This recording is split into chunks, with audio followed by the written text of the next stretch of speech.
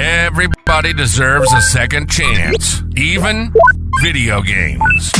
Welcome to the Second Opinion Podcast, where the reviews aren't always right, but we are. We're here to give you the gaming takes you didn't know you needed. We've been deep in the gaming world for 17 plus years, covering all the news, releases, and drama in the gaming world, and having a damn good time while doing it. Just because some website gave a game a low score doesn't mean it's a fail in our book. We're all about giving games that second chance, diving back in where others quit.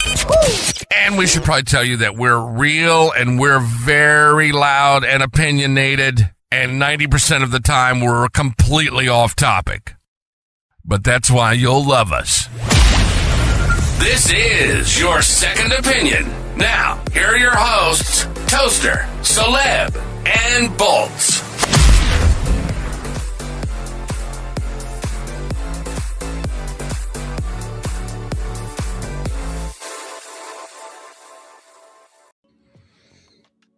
Well, we're back again, guys. Welcome back to another episode of the Second Opinion Podcast, episode number 391. Welcome, welcome, welcome. Big shout out to Fusion. Always right up in the chat. Thank you so much for stopping in on this episode. We are back yet again, and the time is nigh, because it seems like the gaming world is starting to have some pretty big shakeups, Toaster. But as per usual, I don't know what you're talking about. This something happened at a small indie company, I heard. Yeah, it was pretty small. Yeah, really, just a few billion employees. Yeah. I mean, but before we get into this, I of course am joined by my partner in crime, the man, the wizard, Toaster McGee. What's up, Toaster? What's going on, buddy? Welcome. Thank you. My gray bearded brethren. It's getting there, bro. Look.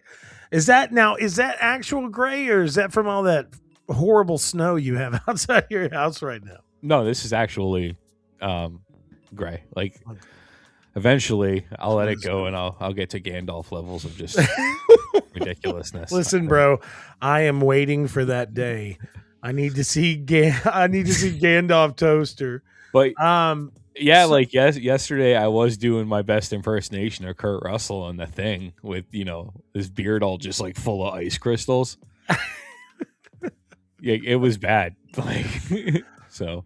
Well, usually we talk about what we've been gaming, but I think this episode we need to just jump right into it because it's some really big news. Sometimes me and Toaster have a little bit of a tendency of being like, talking for about 30 minutes about the games that we've been playing recently. You guys know we've been playing a lot of stuff. I've got some big reviews coming out very soon, but it is official. There's a huge shakeup. I did want to say really quick, like a quick shout out, because I actually grabbed the game. Dragon is Dead. It's yeah. I mean, I could not help when I saw the trailer, and this game came out on Steam a bit ago, but for the first time I saw the trailer, and I was just like, oh, I'm getting like mad, blasphemous vibes off of this game, and it's a roguelike 2D side scroller, and I've only played about 15 or 20 minutes of it, but I'm enjoying it very much, and it is going to be launching on console. So digital editions of Dragon is Dead is launching on April 23rd on Xbox, PlayStation. But physical copies will be launching also on July 14th of 2026 for all you physical copy collectors. So yeah, but yeah, check it out on Steam. If you're a fan of like the old school Metroidvania, with thrown in with like say like Dead Cells, Blasphemous, for instance, those games, like definitely check it out and download it. Okay. I'm definitely going to check out that game now for sure. But the one thing I do really want to talk about, man, I mean, me and Toast are going to be on our on pins and needles over these next 12 months. But Phil Spencer is retiring. The Xbox president Sarah Bond is leaving, and Microsoft's Core AI head is now the new CEO of Microsoft Gaming. So this is a pretty big shakeup. Probably one of the largest shakeups we've seen in Xbox in a while. Whenever it comes down to their in-house faces of the company, the president of Microsoft's Core AI production, Sasha, she will now be working in Phil Spencer's former position as the new Microsoft Gaming CEO. Matt Booty has now been promoted to Chief Content Officer and will work closely with Sasha within Microsoft. And there has been I think her name's Asha. Isn't it just Asha? Maybe it's Asha. I'm sorry. Yeah, I Asha. apologize. But there's been a lot of talks about Asha as what she has previously done. So Toaster, there's a lot of concern. Like the former co-creator of the Xbox has come out and he's saying now that he believes that Xbox will be sunsetted officially. There's also rumors coming out now that Sarah Bond, some people inside of Microsoft are glad to see Sarah Bond gone. Now, this is not stirring the pot. This is just some of the rumor mills that we're seeing on social media now. So it's a really big shakeup, Toaster. I mean, what do you think? What does this mean for the future of Xbox? People can speculate on the internet what actually happened. I mean, Bond posted on LinkedIn, giant farewell letter basically, and stated that she was going to stay on with Sharma to be an advisor to do a smooth transition. Yeah. But, you do have the rumors where people were like, oh, this whole anything's an Xbox. People didn't like that. But honestly, dude, in my mind, Xbox lost the plot with the launch of the original Xbox One. I mean, that whole E3 presentation where they basically focused on it being a freaking cable box. Yeah. And all Sony had to do was like, it plays video games and is $100 less. Yep. And then everybody was on the PS4 kick. I miss the Xbox 360 ecosystem. I miss that entire, that was like a games focused console. Yeah. And this is going to be interesting because not only Phil Spencer has been driving that boat for Jesus, how many years? Yeah. I'm sorry, Tim Schafer's face popped up on the screen. I'm so sorry, bro. Oh my God. Tim Schafer's face popped up on the screen as I was sharing the Xbox recent showcase, and he was like had this really angry look on his face. I apologize, bro. So Phil Spencer was the head of Xbox for 12 years. And I don't know, I feel like them giving up the Master Chief, and this whole I think we've lost Caleb for the rest of the show. He's fucking dying over here. Talking about something serious. Is this cataclysmic earthquake at Xbox's leadership. Jesus, and Tim Schafer's so like, sorry. hey everybody. I'm Tim Schafer. Oh my God, but please continue, Toaster. Yeah, I mean, I think this is, I don't know. First of all, she had to immediately take to social media to be like, we're not going to push AI. We're not going to push AI. That's kind of a warning sign to me. And now on the flip side, she's being forced to freaking back up her gamer creds on the internet, right? Because that's the internet. Yeah. I don't know. I'll say this. I'll say this just to point in at this point. So I can understand that this is not a easy transition for the company. But obviously this was also connected to Microsoft's statements that they have not been making the most revenue on the gaming side of the company. When they talked about this in their their financial year call, they had talked about how they're not saying that the Xbox brand is not being become successful. They're just saying we haven't really seen the kickback that we've been investing in on it. So, Well, that's I think because they that do has, these stupid things like spend billions of dollars on a studio yeah, and then either shut it down, or just keep coming out with the same regurgitated slop. Like, yeah. And two, Toaster, to add to your point on that, like like Toaster said, when you're shutting down studios and you lay off a total of like 30 something thousand employees and then reinvest like 81 million into artificial intelligence, that was already a red flag right there. But then now that the face that runs the place, Phil Spencer, announces his retirement, and Sarah Bond say that she's stepping away from her position and role, and then the head of AI Core or Core AI through Microsoft is now taking over as the gaming CEO. Like, not only does it raise a red flag to me of what they have planned, but I look at it in a different sense. Instead of looking at it in the sense of, oh, well, they're going to kill Xbox, they're just going to shut it down. No, they're not. But what I do worry is, does this mean that we're going to see a heavy implementation of artificial intelligence into the development process of these games? Are we going to see them did they cut back the workforce to make way for AI development in their games? To, if it's just the simplest task of like speeding up the process of getting these higher quality games out in a quicker manner, that's one thing. But is it, you know what I'm saying, Toaster? Like, that's my big red flag. Like, well, so the whole AI thing is, it sucks, dude. And it sucks because it's useful.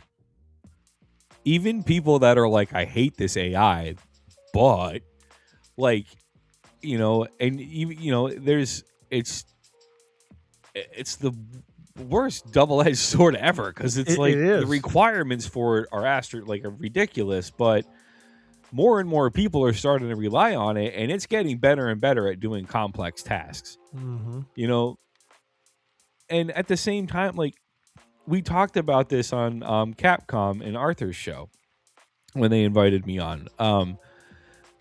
I think it can be a useful tool if it's just a tool. Yep. If it's not used to, I don't know. And it's a real fine line, because, like, it needs to be used to augment the things that people can already do, not replace the things that people can already do. Yeah. You know what I mean? Like, if it allows a studio like the guys behind Expedition 33 to create a game like that, then that's awesome, because it's allowed a small team of people to create something beautiful. Yeah. And so what if it helped them create a couple of extra frames of animation, and that means they got to go home and have a life or whatever, or like something close to a work-life balance? Because anybody you speak to in the gaming industry, they're like, well, the crunch is on, so blah, blah, blah, blah, blah. It's like, no human being should be expected to work like that. Yeah. So, yep. But like I said earlier, she immediately had to push the fact that, no, we're not, AI isn't going to play a huge part. We're going to be focusing on games and stuff like that. Like, that's a little worrisome. It is. Yeah. Especially when we saw Sarah Bond and Phil Spencer both talk over the last few years, talk about the future of Xbox. Sarah Bond talked about the possibility of this next Xbox console being the most powerful console of all time. And then we slowly but surely saw Xbox starting to shift and making games and making good game announcements, but then also at the same time, simultaneously, almost openly admitting that they're done with the console wars, that they're not worried about, that they weren't worried about exclusives. One of the biggest things is seeing, even though it's in the form and fashion that it is already, it's like Gears, Indiana Jones. Then we have Forza. Then we have Flight Simulator. Then we have Halo. Then we have Fable. And at first, like when some of the games were coming to PlayStation, it excited me, and I was like, "Oh, this is cool!" Xbox exclusives on PlayStation. But then I started thinking, I don't think Sony is going to do the same thing. I don't think they're going to reciprocate it. We're not going to see Spider-Man games on Xbox. And as that got more prevalent, we're seeing more and more things being announced moving over, and now it's this other situation. That this new CEO is already saying that she hears us, and she, they understand what we feel about exclusives, and I'm like, so it puts me in a really confused mindset and kind of frame of like, what is happening? Like, what is happening with Xbox? Did they really lose touch with what the Xbox brand was this bad? You know what I'm saying, Toaster? Well, I think they kind of started to shift. I think what we saw was them pushing to where they wanted to be faster than the community was comfortable with. Mm-hmm. Because, like, you remember the whole online all the time controversy when they first announced that, and the idiot made that comment about people in like rural areas don't count because they don't have real internet, or however he fucking said it. Yeah. And, everybody got super, super upset about the way he said that. And then they backed off for a little bit. Now, where are we? Yeah. We all have consoles that are online all the damn time in our house, unless you have them like purposely powered off, So I think the push for they're trying to almost kind of push into like Steam competitor territory. Yeah. And honestly, Microsoft can print money, for Christ's sakes. Like all of their divisions alone with like their AI, the Azure stuff, like we've talked about this, they can, they can play Monopoly, for Christ's sakes. So like them not making a console anymore and just doing games as a streaming service or as a storefront, especially now that high-speed internet is starting to be more and more prevalent regardless of where you are. You know? That's true.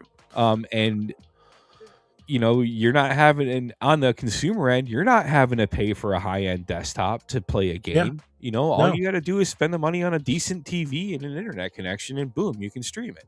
Yeah. That's even like with the Steam Box, Steam Box coming out. You get the capabilities of a gaming PC without having to lug around a giant gaming PC. I just think there are too many people that were still hung up on like, well, Master Chief is Xbox and Kratos is PlayStation. Yeah. And it's like, the problem is none of the studios are making anything that people are excited to get a console for anymore. Yep. And like we've talked about, these studios or these big publishing companies and development houses, they all have these massive misconceptions because of games like Grand Theft Auto that's, sell ridiculously outnumbered for copies of just wow. I don't know what that point was right there, but but we had, we talked about with the Dead Space thing, we're not going to get a 2 or a 3 remake because they didn't think it did really well, even though it which is crazy their profit. Or doubled their investment, or I think increased it by like 100%. It's nuts. It's like it's still made money though. Yeah, it's like somebody saying that grocery prices aren't high right now. You just can't help but laugh, man. You know what I'm saying? Like, that's the craziest thing. I remember when we talked about that on that episode, I was like, bro, Listen, Yeah, it you makes missed no it because we did math. Yes. Like, it's nuts to me, but this is nuts to me. This whole situation is just bonkers to me, dude. Like, it really doesn't make any sense how they went wrong. I mean, the Xbox brand owns so many IPs, but I feel like you're right in that sense too, that they bit off so much. They ate up so many different development studios out there And of just they trying to started gather IPs. they started making the box do shit it didn't need to do. Yeah. You know, D- don't make it a cable box. Yeah. Like why? You know, and I mean they tried to reverse course on that, but I think the damage was done when they Yeah. really, Yeah. Well, I was really excited about the Xbox, about the like discless. You remember the first time there was rumors about a discless Xbox, like, but right before the Xbox One, and like I was excited. I was like, bro, they are really I'm moving sorry, into the future. but that dude that was just on the video right there, Yeah, it's like Macaulay Culkin if he had a massive beard. you're ridiculous. But yeah, so like I remember that. I was super, super excited for that. And of course, there was I feel like it was like a forced leak to see how they would react to it. And everybody was like, what the fuck? Oh, dude, the worst was the PlayStation 5 launch because I was like, oh, you know, I'll get a digital discless edition because those were more available than the regulars. And then I'm like flying back from somewhere, and you know, I have time to sip my gin and tonic and think on the plane, and I went, oh crap, I own a lot of physical PlayStation discs. Yeah. Are those licensed? And I look it up on my, you know, I'm on the plane Wi-Fi. I'm looking it up on my phone. Like, is it? And it's like, no. And I was like, son of a bitch. It's a lot to think about because, you know, we used to complain about this, Toaster. Like we used to, I remember we used to talk about how gaming was switching to the digital side of things and how we were such big collectors of physical copies of games. And I conformed on it pretty quickly. I eventually started realizing how much space it was taking up having all those games and how I could literally at that time through PlayStation, you know, they had that whole thing that if you bought the physical copy, you got the digital copy for free. Yeah. So like I was like, yeah, I'm just gonna save all the stuff. Well, no, so like there are certain games that I will buy the collectors. And this is completely off topic. We have lost the plot. But we did just like Xbox. There are certain games that I will still splurge on the collector's edition for. Yeah. Elder Scrolls 6, Mass Effect 5. Mm-hmm. Yeah, that's pretty much it. That's it. Yeah. I haven't bought a collector's edition in quite some time, bro. I'm not gonna lie. If it's something good enough, like if they come out with like another Metal Gear Solid game or something like that, and it's got a collector's edition, then I might get it. I was gonna get the Metal Gear Solid 3 Snake Eater collector's edition, but it's sold out. So boo-hoo for me. But no, the main thing is it's just, you know, it's something kind of hard to swallow to think that these really big name people at Xbox are actually gone. And Xbox is really about to pivotally shift in a way that we haven't seen them do in some time. So go ahead. It'll be interesting. It will be interesting. You know, I am going to miss Phil's shirts though. Bro, that's like one of the coolest things. I hope Asha does the shirts. I think it's going to happen. And I hope it's the most obscure games in the world to just make people angry. Because regardless of what, I mean, honestly, dude, regardless of what she does, like, nobody's going to be happy. No, nobody's going to be happy. I mean, it's going to be awful for her. Yeah. Nobody's going to be happy with it. And it's going to be a really hard transition for her in it. There's going to be people internally, I'm sure, that are thinking the same thing because Phil Spencer has been like a figurehead at that studio for quite some time. But Aaron Greenberg is still there. Matt Booty is still there. I guess they're really going to try and push Xbox into something even better.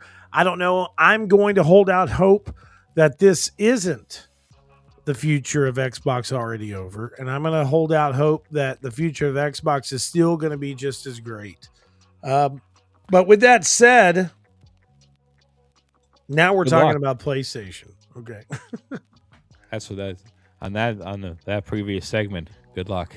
Good luck, for sure. But really big news right now. Insomniac has now officially given Wolverine its release date, and it is coming September 15th of 2026. Now, Toaster, I am super excited for this game. You might be excited for this game. I don't know for sure, but I am, but it's not coming out September 26th or what was that date? September 15th. It's not coming out September 15th. Why do you think that? Because that's the first release date they've announced.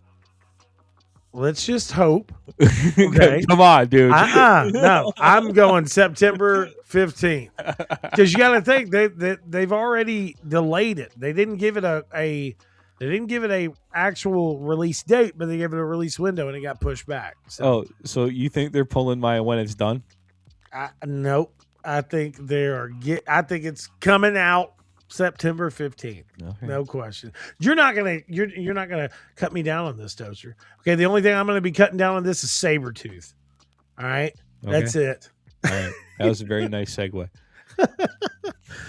Real quick, is there any Whatever happened to the other Captain America game that was it got canceled, bro. what? Yes. Why? Dude. You talking about Avengers 19 good of a game You talking about journalist I am. Avengers 1943? Yeah. Yeah, it got canceled. Who is the dummy that did that? Hang on. I'm gonna have to look this up real quick. And I don't mind breaking off on this because I was really excited about this game too. Oh man, that's like 2 level 13s in my lifetime. Wait a second. Canceled? This game totally looks like it's rated E for So this everyone. was the last thing that was popping up for this. So this was through PC Gamer. Hold up. I swear. I know EA canceled the Black Panther game that was in development. Hold up. This video's about to start over. I'm moving it back. I'm getting... okay, so it says here through PCGamer.com, important message of around 1943. Come on. Okay, so this is from Skydance. At Skydance Games, our goal is to deliver unforgettable premium games that honor the characters and world that they feature. Marvel 1943: Rise of Hydra is to fully realize our vision. They're being pushed to early 2026. I swear, I think this game's canceled, dude. I'm almost certain. Or it's been pushed off or indefinitely put on hold. You're going to have to look it up for yourself. Okay. Drawing a blank over here. I don't know what's happening. Look at Wolverine's hands. They're beautiful.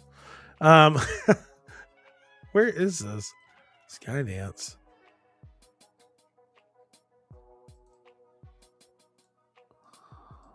Skydance Games. Yeah, bro. Like they don't even have it listed. Right. So on here. supposedly it's been pushed to beyond early 2026, whatever that means. Yeah. See, that's the only thing I could find too. But there's no information right now. Is it Amy Hennig heading that project?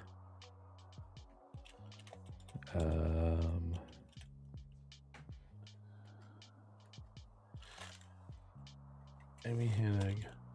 I mean, that game, please don't level 13 me again. Yeah. It's being directed. The game director is Amy Hennig.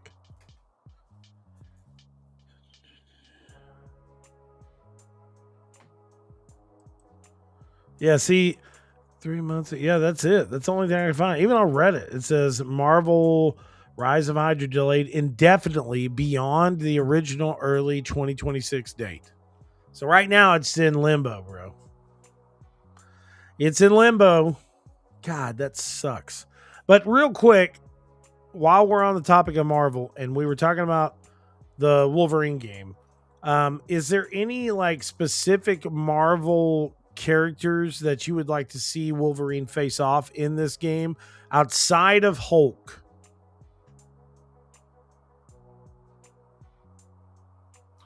The Hand.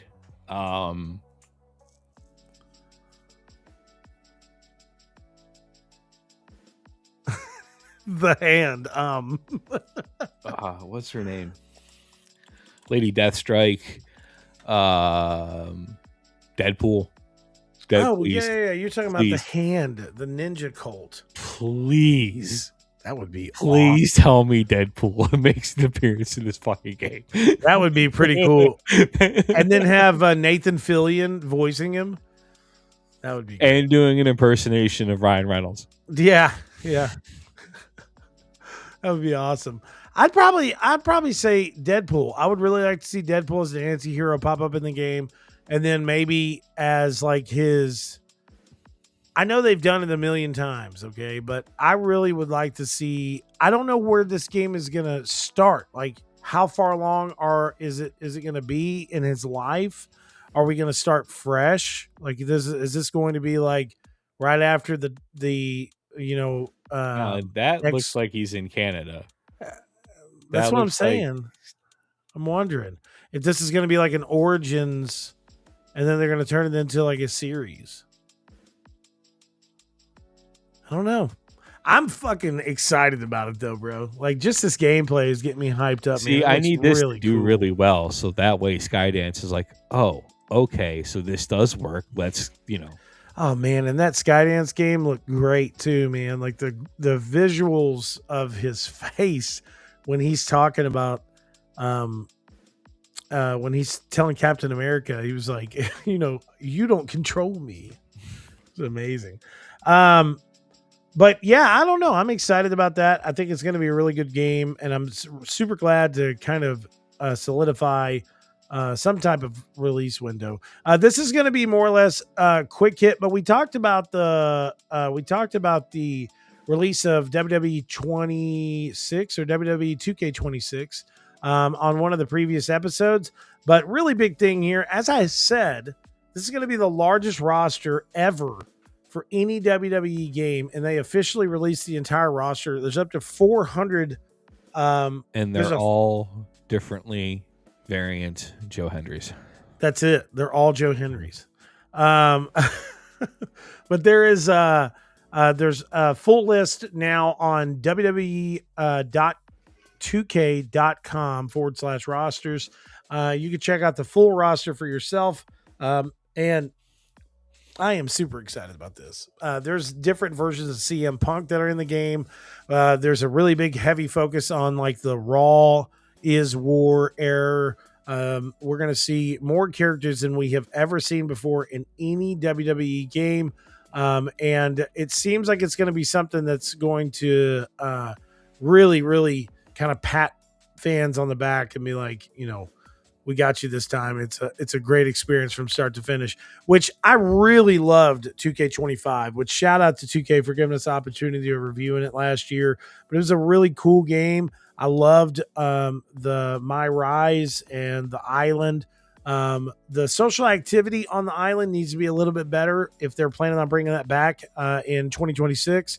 There needs to be I will always cut back to PlayStation Home whenever it comes down to true social interaction. Is in like the third person character style. When they do those social hubs, I don't think I've ever seen one that was as active as something like PlayStation Home. And that was just kind of a way of testing the network. I really wish I could make my Xbox avatar walk around, especially Right? the ridiculous unicorn horse he's on. That would be awesome to have like an Xbox hub that you can go in there, meet up with friends, party. I really like that type of thing that they did on like the PS4 and the PS3 and Xbox 360 and the Xbox One. Is like having those community hubs was just a man, dude, I'm telling you, I was so involved in PlayStation Home, dude. It was so cool. It was like you had all these different apartments that were all themed. I had like a BioShock apartment, and then when new games were coming out, they would launch new areas that you and your friends could go like explore or play these little PlayStation Home games, and it was cool, man. It really was. It was kind of a different era of gaming, but moving into a different era for the Assassin's Creed franchise, it has officially been announced that there are a total of 3 new leaders on the side of the Assassin's Creed franchise. Toaster, would you like to talk about this? Sure. So the Assassin's Creed team is getting a new leadership team. Voila! Martin Schelling has been appointed as Assassin's Creed new head of brand. Schelling will lead the franchise team, the overall strategy and long-term vision of and oversee the long-term strategy and vision. I read good. I don't need a teleprompter. I remember things. I'm so proud of you. Thank you. Francois Debilly has been appointed as head of production excellence for Assassin's Creed franchise, and man, do they need some production excellence.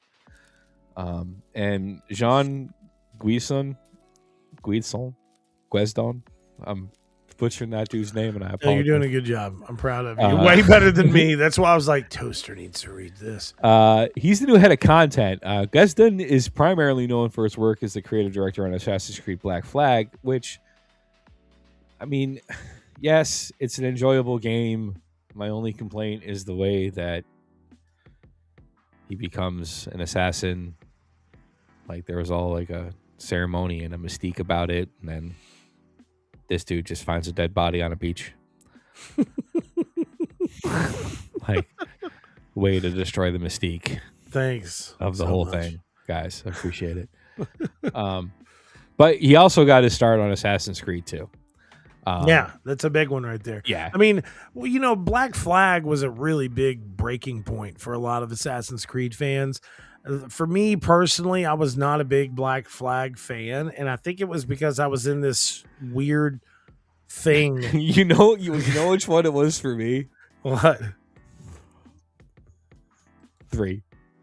3? Yeah, when you were running around in the woods of Revolutionary War New England, like, look at me parkour off of this tree, squirrel. Didn't it look cool?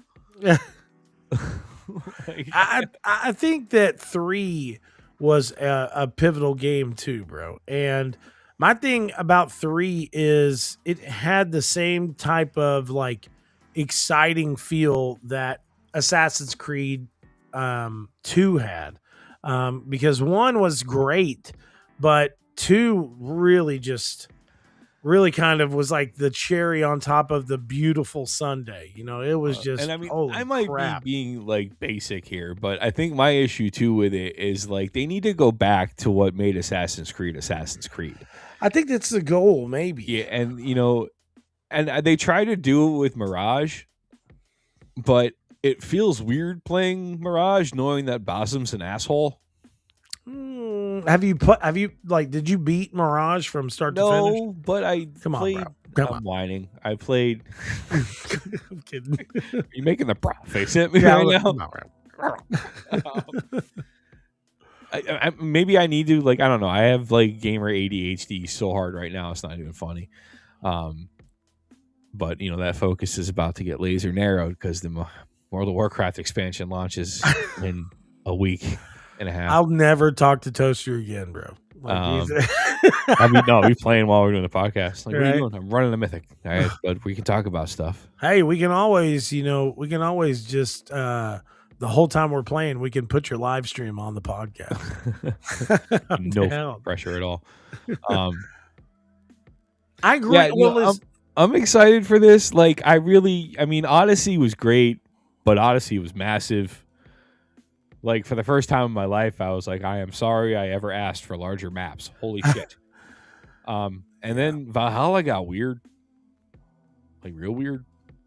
See, I'm in the strange place with Valhalla because I reviewed Valhalla off of the basis, like the most base version of the game, you know, and over time it grew so much into this tree of we are everything in one game. You know, you could do anything. It was You a have massive God. You like do textiles with one village and trade and no, just tell me what historical figure I need to go murder and not get caught doing. That's the reason why I fuck with Mirage so hard, dude. Like, I'm telling you, I really, really mean this. Yes, it had a smaller map than the previous Assassin's Creed. It wasn't open world and all this, and you know they tried to make a new Assassin's Creed game very much like an older Assassin's Creed game, and I'm telling you, they succeeded. Mirage is such it's such an ultra focused Assassin's Creed experience. Like if you have played the last 3 Assassin's Creed games before Mirage and you were like, I really like it because it's Assassin's Creed, but fuck, there's so much to do. And man, there's so much that takes you out of the realm of Assassin's Creed or out of the feel of what was great about the series back in the day. This is the game for you. I'm telling you. And that I was not paid to say that by Ubisoft. That's coming from a true fan of Assassin's Creed. Well, no, I mean, I love Shadows. No, Shadows I know you do. Yeah. Shadows is great. I love Shadows, but this is really grounded. You know what I'm saying? Yeah. I'm sorry. I'm sorry if I give. I mean, it's just like Shadows is such a good game because it was so unique and different. It was. I loved the fact that they decided to challenge themselves the way they did of saying, okay, not only are we going to have one protagonist in Japan, okay, and having the competition of games like Ghost of Tsushima and Ghost of Yotai, but then saying we're also going to add in this character that was real, but some of the information that we've seen over the years, we don't know if it's true or if it's just tales of his greatness or whatever.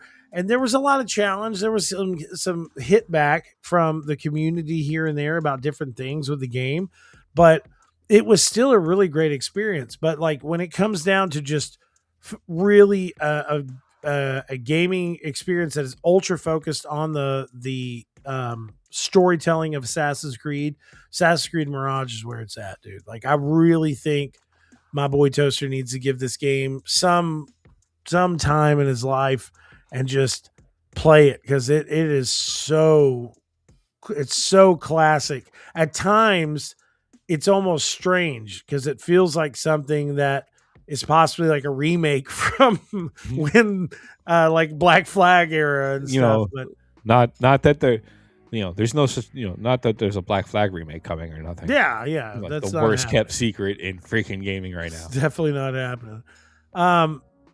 But lastly, to move on from this, is there anything else that you want to say about these changes at Ubisoft?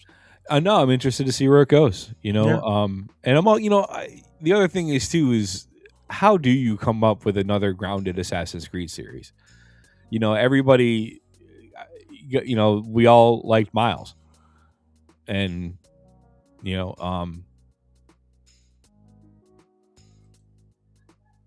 and like how do you and I think that's the thing, they just keep introducing like other elder people and they're just like, well, how many?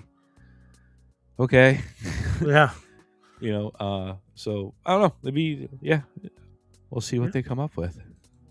Well, the one thing we're not going to see anyone come up with is a reason why PlayStation officially has controversially closed Blue Point Games. And in a leaked memo, Jason Schreier reported on this news. That dude kind of looks like an actor. Never mind.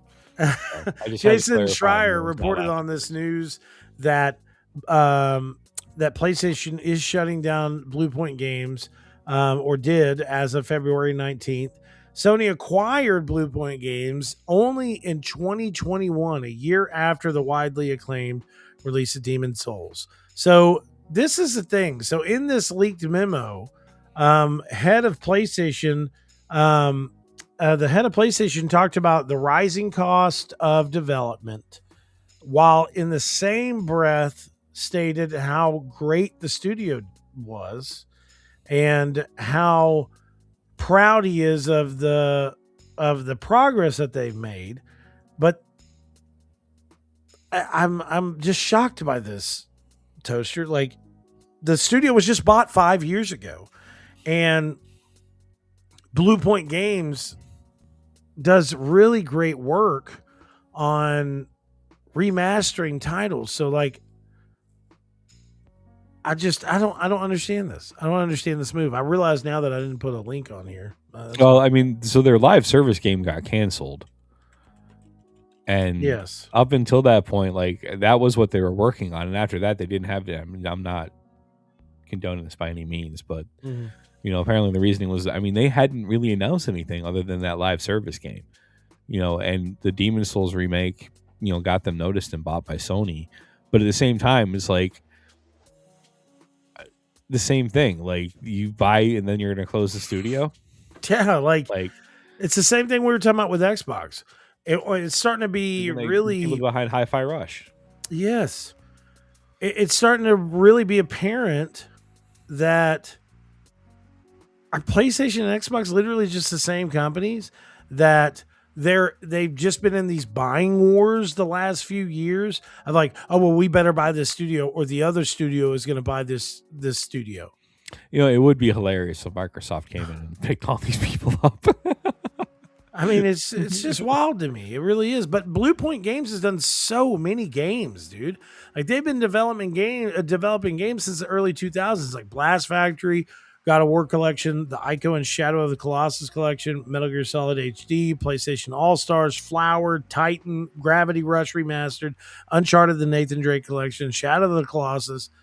I mean, and then, of course, the Shadow of the Colossus, like the Shadow of the Colossus remake was fucking unbelievable, dude. Like, it was really, really great. And then the Demon Souls remake was really, really great. But the question is, like what Toaster's saying, what is the fucking point of buying these studios if you're just going to buy them and fucking close them? I don't understand that. Like, Xbox and Microsoft, please explain to me It's the purchasing of studios just to close them. It's return on profit. You spend money on a studio, and then you expect somehow to get that money back. You know, the problem is, and it goes back to what I said earlier, the expectations are completely out of whack because of certain titles. Red Dead Redemption, Grand Theft Auto. Those are the two biggest ones that come to mind. You know, the Call of Duty, like, they expect these like millions and millions of dollars to pour in from revenue. And it's like, but you're not doing anything to create a game that does that, nor are you giving studios the time to simmer and come up with something that could be, you know, so it's like it's a catch-22. Like, you're blowing all this money so Microsoft doesn't grab a studio, or, you know, Microsoft's blowing so PlayStation doesn't buy it, and then you don't let them come up with something. And if they are in the middle of something when you buy them, you cancel it. Like, it's pretty bad, bro. Like, I'm being honest. Like, I'm not happy with either one of these gaming companies right now. I'm not happy with Microsoft. Not happy with PlayStation. You know, but at the same to like, see some, it's an issue with how expensive it is to make games. Like, there has to be. I get that, bro. I get that. I'm talking about it within because the problem is it becomes an issue in the bidding wars between these studios, or how much, you know, like, there needs to be a complete just like, hey, wait a minute, like, you know, let's maybe not spend so much money on the front end. And, you know, I'm sure there's an offer that they could make to studios that's still fucking reasonable, you know, without being completely insane. You know, or fucking, if you're going to invest, give them the time to come up with something. I mean, or, you know, they've owned the studio as long as the PlayStation 5 has been around. Okay. So my thing is, like what you just said, give them fucking time to make a game. They've only been purchased, or they were only purchased by PlayStation 5 years ago. And the first game they brought out was a Demon Souls remake for PlayStation 5. Actually, they acquired Blue Point after the Demon Souls remake. They bought them in 2021. So what game have they made? That's my hold up. That means I'm. No, they were working on a live service game, but I thought Sony they were doing canceled more that. than just that.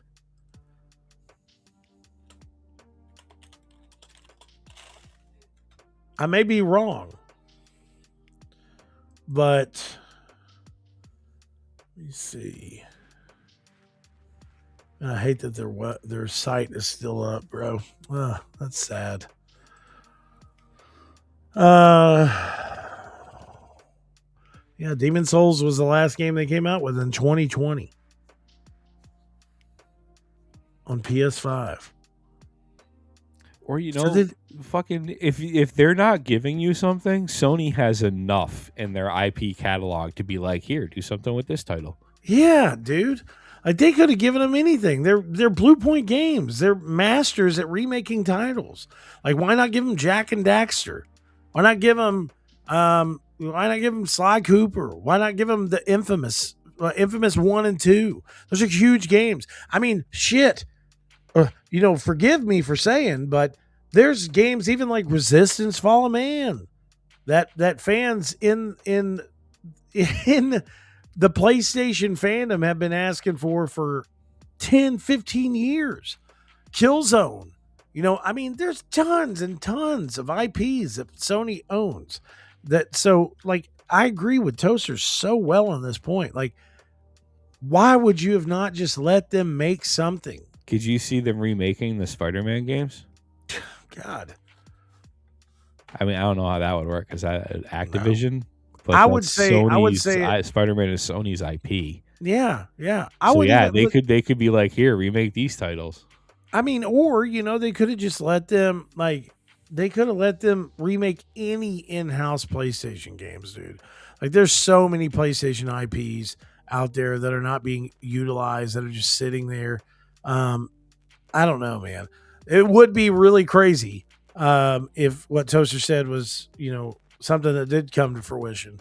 And it's, Xbox buys Blue Point Games. That would be crazy. But anyways, guys, that's going to be it for this episode of the Second Opinion Podcast. Please make sure to check us out at Cinelinks.com for some of the latest and greatest geek news, movie news, and gaming news. Great content and great content creators right over at Cinelinks.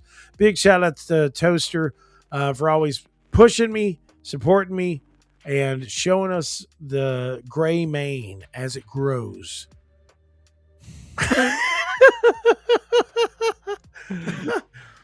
That was his sad.